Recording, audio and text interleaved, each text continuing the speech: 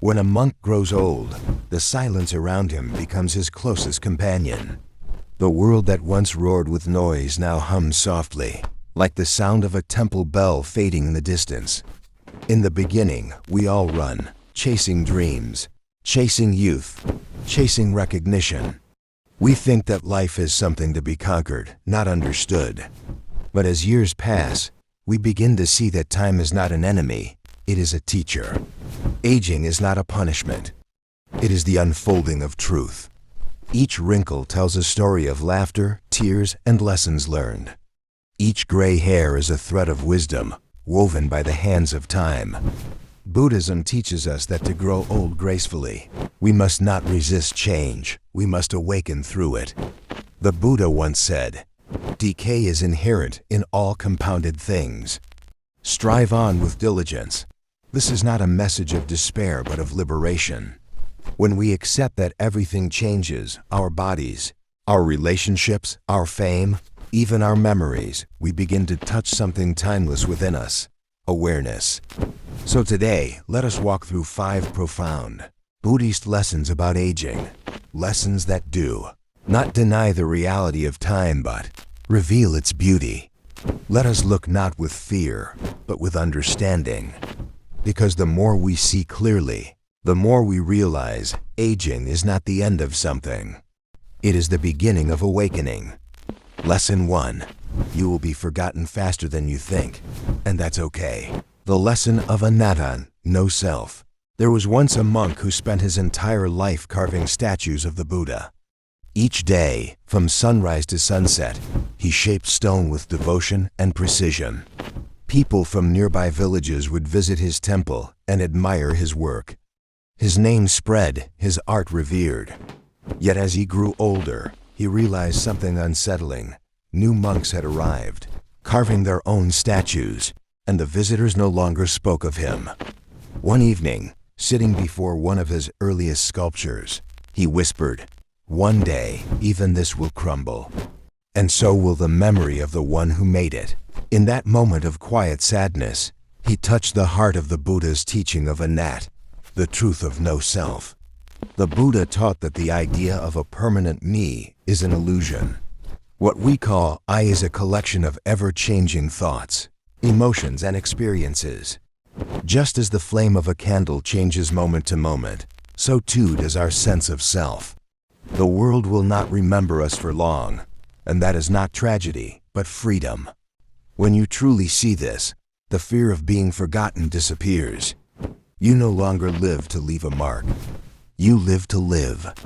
You no longer cling to legacy. You cling to presence. The monk in our story smiled and said to his students, "If my statues crumble, let them. If my name fades, let it fade. What matters is not that I am remembered, but that, in this very breath, I remember to be awake." Aging teaches us this same lesson. As our strength fades and our roles change, the world moves on without asking our permission. But rather than grieving the loss of importance, we can find serenity in knowing that we were never the center of the universe. And that's a relief. The leaves fall, the rivers dry, the faces we knew disappear, yet the rhythm of life continues, vast and unbroken. The truth of impermanence does not take away meaning. It gives birth to gratitude. When you realize you will be forgotten, you begin to live more gently. You smile more easily, you hold less tightly, and you love without needing to be remembered. Because in that very act of loving, you are already free. Lesson 2. Your body will betray you, so befriend it instead. The lesson of adapting to impermanence in the body. There was an old monk who once ran faster than the wind. When he was young, his steps echoed like thunder in the monastery courtyard. But as the years passed, his knees began to ache, his back bent slightly, and his breath grew shorter. One morning, when he tried to meditate, he found his legs trembling uncontrollably. Frustrated, he whispered, "My own body has betrayed me." The abbot, an elderly teacher with a kind smile, overheard him and said, "No, my son, your body is not betraying you. It is teaching you." The young monk didn't understand at first. But over time, he learned that the body's decline is not a punishment, it's an invitation. An invitation to let go of control, to soften pride, and to make peace with what is natural. In Buddhism, we are reminded that the body is anicca, impermanent. It is born, it grows, it weakens, it dies. To resist this truth is to suffer. To accept it is to awaken. The body is like a leaf carried by the wind, beautiful while it dances, but destined to fall. Yet even as it falls, it completes its purpose. Think of all the years your body has served you, the hands that have built, the eyes that have wept, the heart that has beaten through joy and pain. And yet, we often treat our body as a servant, not a friend. We get angry when it slows down, ashamed when it changes shape, disappointed when it shows age. But in truth, the body has never failed us. It has only followed the laws of nature. Aging is the body's way of whispering, "You have spent enough time running outward. Now come inward." It invites us to turn our attention from appearance to awareness, from performance to peace. The monk eventually stopped cursing his body. Each wrinkle became a reminder of experience. Each ache, a teacher of compassion. When he bowed to the ground, he no longer fought to straighten his back. Instead, he bowed deeper, to life itself. Our body will one day falter, but our awareness, the one who sees, does not age. When we befriend our body instead of fighting it, we discover grace in weakness, beauty in limitation, and stillness in every breath. So when your body begins to change, do not call it betrayal. Call it a reminder that you are alive, and that this vessel, though fragile, carries the infinite light of consciousness. Lesson 3. You can't keep everyone in your life, and that's natural. The lesson of impermanence in relationships. A young monk once asked his teacher, "Why do people leave even when we love them deeply?" The teacher smiled softly and pointed to the sky. A flock of birds was flying overhead, moving together in perfect harmony. "Do you see those birds?" The teacher asked. "They fly together for a while, sharing the same wind. But when the season changes, each must follow its own path. Love does not mean holding them here. It means letting them go when it's time. In life, we meet countless souls. Some stay for decades, some for days, some only for a fleeting conversation.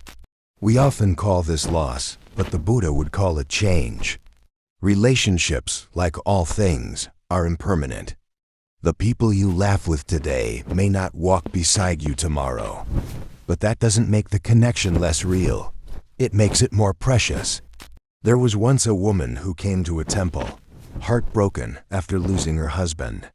She begged the monk to bring him back through prayer. The monk handed her a small candle and said, "Light this candle and walk through the village.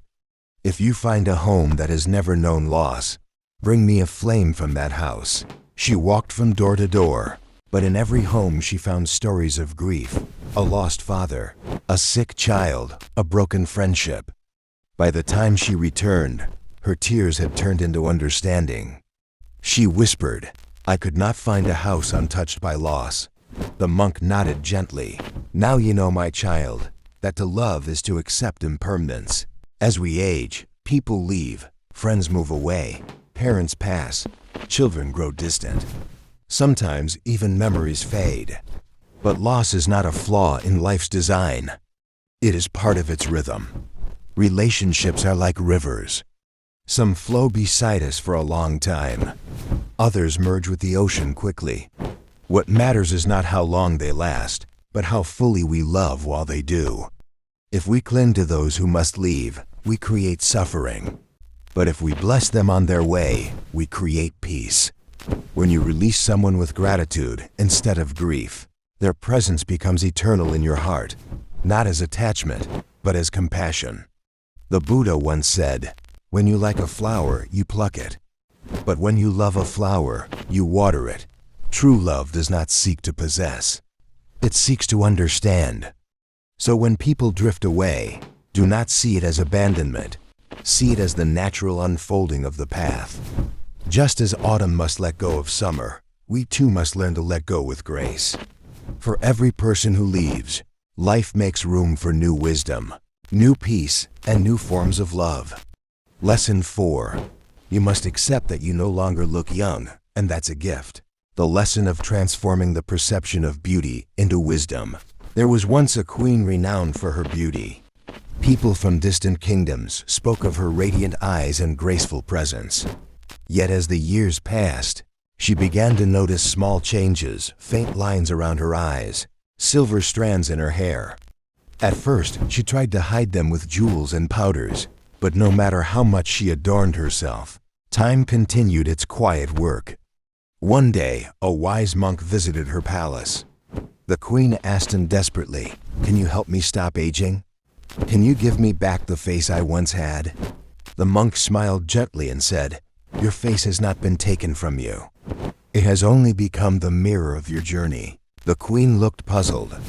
The monk continued, "When you were young, your beauty came from nature, but now it comes from nurture. Each wrinkle holds the story of your kindness, each gray hair the mark of your wisdom. You have not lost beauty. You have transformed it." In Buddhism, this transformation is sacred. The body changes, the skin softens, the eyes dim, but awareness deepens. When we are young, we shine outward. As we age, we begin to shine inward. This is not decay. It is evolution. Our modern world often worships youth, smooth faces, unlined skin, perfect bodies. But the Buddha taught that clinging to appearances is a form of suffering. Beauty, like everything else, is impermanent. When we try to preserve it endlessly, we live in fear. But when we let it fade naturally, we live in freedom. There's a story of an elderly nun who was once asked if she missed being young. She smiled and said, "No, my dear. When I was young, I worried about how I looked. Now I only care how I see." That is the essence of growing old with grace. Your face will change, but your presence, your compassion, your gentleness, your understanding can grow more radiant with each passing year. Every wrinkle is not a flaw. It's a verse in the poem of your life. Every mark is proof that you have lived, loved, cried, and laughed. When you see your reflection, don't mourn what is gone. Bow to it. Thank it. Because this face, right now, is the result of every lesson your soul has learned. As the monk told the queen, when a flower blooms, the world admires its color. But when it wilts, it returns its fragrance to the earth. That too is beauty. To accept that you no longer look young is not to surrender, it is to awaken. It is to see that your worth has never been in your reflection, but in your awareness. Aging is not the fading of beauty, it is its unveiling. Lesson 5.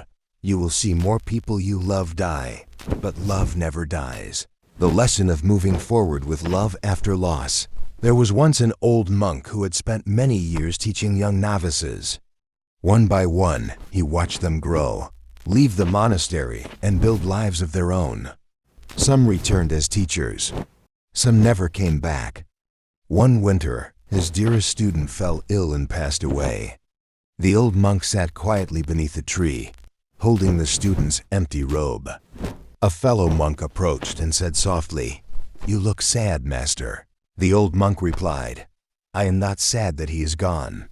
I am sad that I can no longer thank him." The other monk bowed his head.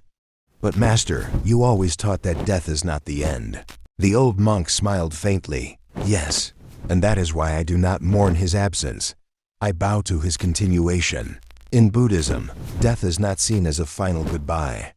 It is a change of form, a continuation of energy, a new expression of the same essence. Just as a flame passes from one candle to another without losing its light, so too does life pass on, transforming, not ending. When we are young, death feels distant. But as we age, it begins to visit more often through the loss of friends, parents, even partners. Each time, it takes something from us, yet it also gives something back, deeper compassion, deeper humility, deeper love. The Buddha once wept when one of his disciples died. When asked why an enlightened one would cry, he said, "Because the heart feels what the mind understands." Enlightenment does not erase emotion. It purifies it. When we lose someone we love, the world may seem emptier. But look closely. Their laughter still echoes in your memory. Their kindness still shapes your choices. Their love still lives in your breath. Love does not vanish. It changes form. There's a story of a woman who came to the Buddha in unbearable grief after losing her only son. The Buddha gave her a mustard seed and told her, "Bring me one from a house untouched by death." She searched every home, but in each she found loss. Finally, she returned with tears that had turned into wisdom. "I understand now," she said. "No one leaves this world untouched by parting, but no one leaves without leaving love behind. As you grow older, you will attend more funerals than birthdays. You will say more goodbyes than hellos. But if you look deeper, you will see that love has never left. It simply flows in a quieter, unseen way. It lives in the gratitude you feel, the lessons you carry, the compassion you show to others who grieve." The monk who lost his student still sat beneath the tree each morning. But instead of sorrow, he now whispered, "May your journey be peaceful. May your light guide others as it once guided me. To age is to love many and to lose many. But the heart that learns to let go without closing remains boundless. Because while bodies fade and voices fall silent, the love we give becomes the very air that others breathe. Love never dies. It simply returns to the source from which it came, the vast, unending stillness that holds us all. When a monk finishes his morning meditation, he does not rush to the next task. He sits for a moment longer, simply breathing, simply being. That pause, that stillness, is the essence of aging gracefully. Life, too, is a meditation, a long inhale of learning, and a gentle exhale of letting go. We spend so much of our youth trying to hold on to beauty, to success, to people, to moments. But aging slowly teaches us the art of release. It is not about losing what we had, but understanding that what truly matters never leaves. Your body will change. Your face will age. People will come and go. You will be forgotten in the stories of the world. Yet within you, there is something that time cannot touch. A quiet awareness, the same one that looked through your eyes as a child, as an adult, and now as an elder. That awareness has always been here, watching, learning, loving. That is your true self, the self that does not age, the self that does not die. The Buddha once said, "Just as a candle cannot burn without fire, men cannot live without a spiritual life. To live spiritually is to live consciously, to see change and bow to it, to face impermanence and smile at it. Every wrinkle, every farewell, every tear becomes sacred when seen through the eyes of awareness. So as you walk through the later seasons of your life, walk with tenderness. You do not have to chase what has already passed. You only need to be present for what is here now. The sound of the wind, the warmth of sunlight, the quiet beating of your heart. These are not small things, they are everything. The truth is, aging is not a curse. It is a cleansing. It strips away what is temporary, revealing what has always been eternal. When you no longer cling to who you were, you begin to touch who you truly are. And in that realization, you discover something profound. You were never merely growing older. You were always growing free.